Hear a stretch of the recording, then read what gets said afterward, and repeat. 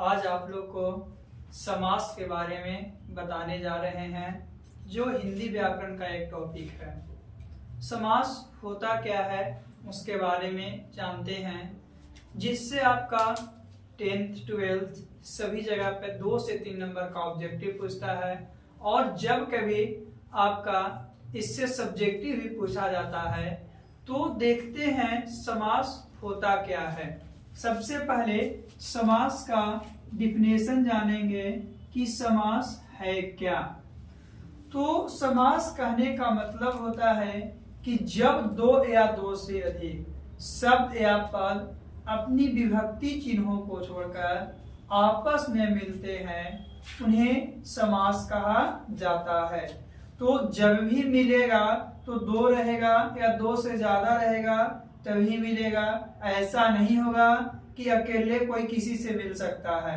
तो इसमें क्या है कि जब दो या दो से अधिक शब्द या पद, जैसे बोलते हैं माता और पिता, माता और पिता ये अलग अलग दो पद है और ये दोनों एक ही में मिलेगा तो लिखाएगा माता पिता, तो ये एक प्रकार का समास होगा।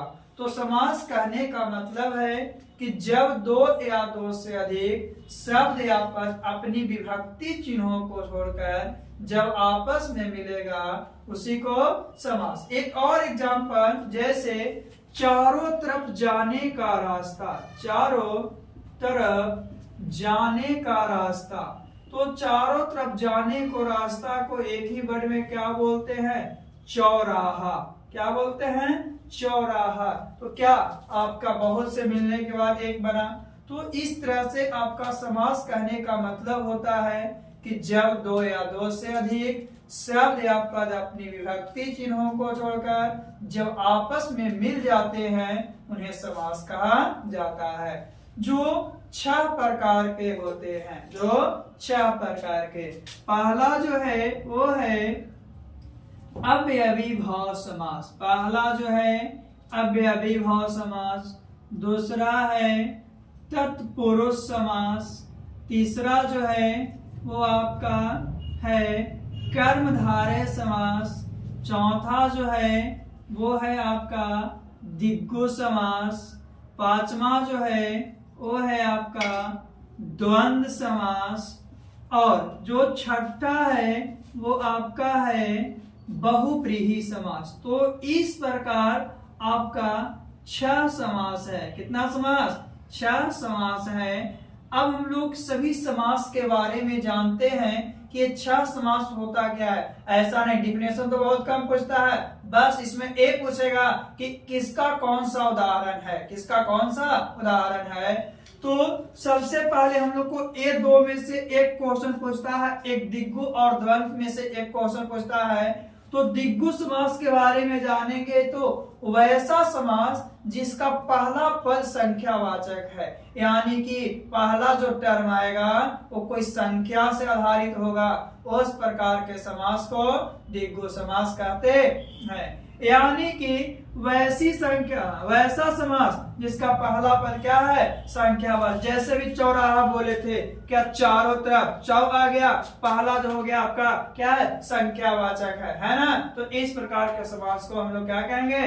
दिग्गु समास कहेंगे। इसके बाद पंचवटी, पंचवटी एक ही है, पंच कहने का मतलब 5 हो गया, तो इस प्रकार ये जो आएगा दिग्गु समास के अंतर्गत आएगा, यानी वैसा समास जिसका पहला जो टर्म है आपका संख्यावाचक होना चाहिए, उस प्रकार के समास को दिग्गु समास कहते हैं।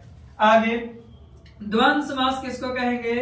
तो वैसी समास, द्वंद्व समास वैसी समास को कहा जाता है जिसका दोनों पद प्रधान होता है, यानी कि उसमें से 2 टर्म दिया हुआ है या 3 टर्म दिया हुआ है, तो उसमें से क्या है, कोई को अलग नहीं कर सकते, कोई को अलग नहीं कर सकते हैं कि कौन सा किसका टर्म है। तो इस तरह से द्वंद्व समास में सभी क्या होता है? पद आपका मुख्य होता है। जैसे माता पिता, क्या है? माता पिता, तो क्या माता पिता में दोनों आपका जरूरी है। दिया बाती, तो दिया बाती में भी दोनों जरूरी है, कोई एक का महत्व नहीं है। तो वैसा समास जिसका दोनों पद क्या होना चाहिए, प्रधान। आप बोल सकते हो ऐसा समास जिसका सभी पद क्या हो, प्रधान हो, उस प्रकार को हम लोग क्या कहते हैं, द्वंद्व समास। चलिए आगे चलते। तो ये दोनों में से एक क्वेश्चन पूछता है, चाहे तो दिग्गु से पूछे या द्वंद्व से। दिग्गु पूछेगा तो पहला संख्यावाचक होना चाहिए, द्वंद्व पूछेगा तो दोनों का दोनों क्या होना चाहिए, मुख्य होना चाहिए, दोनों का दोनों जरूरी होना चाहिए। इस प्रकार के समास को द्वंद्व समास। आगे थर्ड नंबर, क्रमधारय या बहुव्रीहि से पूछता है। तो क्रमधारय या बहुव्रीहि समास क्या है?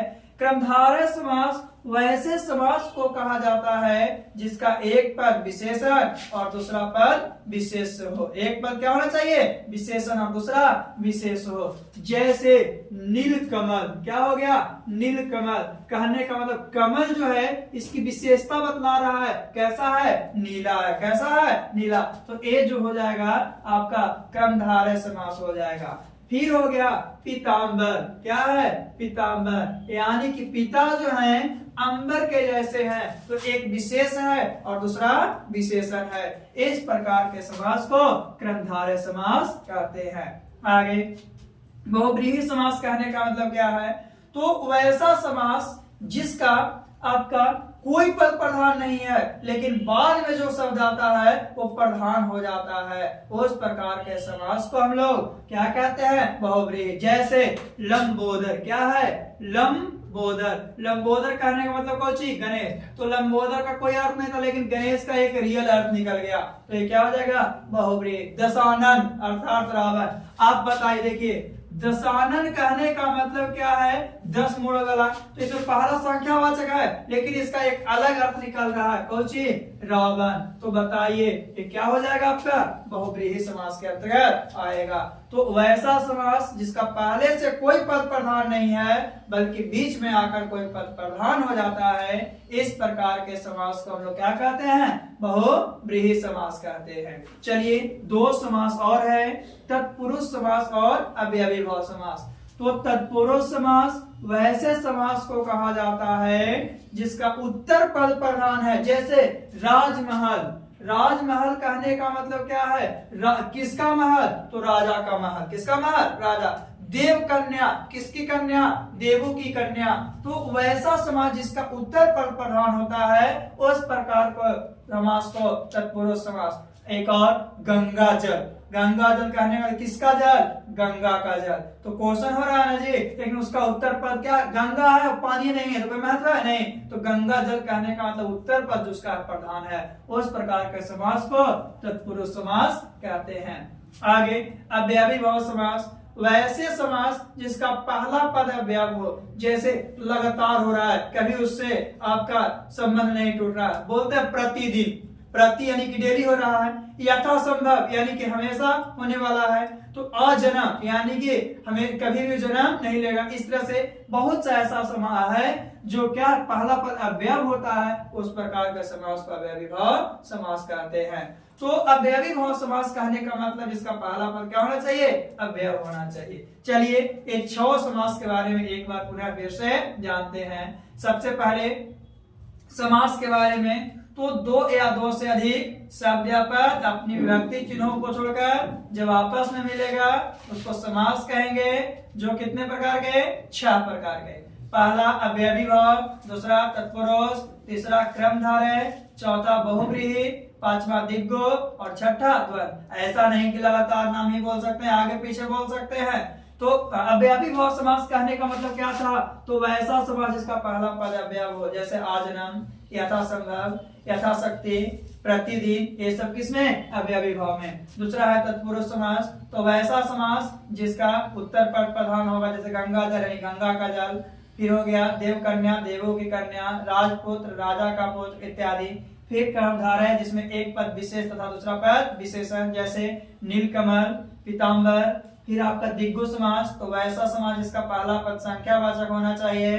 फिर द्वंद्व समास जिसका दोनों पद प्रधान यानी सही पद प्रधान होना चाहिए, उसको द्वंद्व समास। और बहुव्रीहि समास जिसका कोई भी पद प्रधान नहीं है बल्कि बीच में आकर कोई भी पद प्रधान हो जाता है, इस प्रकार के समास को बहुव्रीहि समास कहते हैं। ये आपका सिलेक्ट करने के लिए देता है कि कितना नंबर, जो भी पूछेगा तो पूछेगा कि बताइए माता पिता कौन सा समास है, ऑप्शन में 4 हो रहेगा, द्वंद्व समास मार देंगे। इस तरह से हम लोग को क्वेश्चन पूछता है, जो कि 2 से 3 नंबर का आपका 10th में भी, 12th में भी और भी बहुत से एग्जाम में जो हिंदी व्याकरण का होता है उससे क्वेश्चन पूछा जाता है, जिसके बारे में आज हम लोग जाने। ये था आपका समास।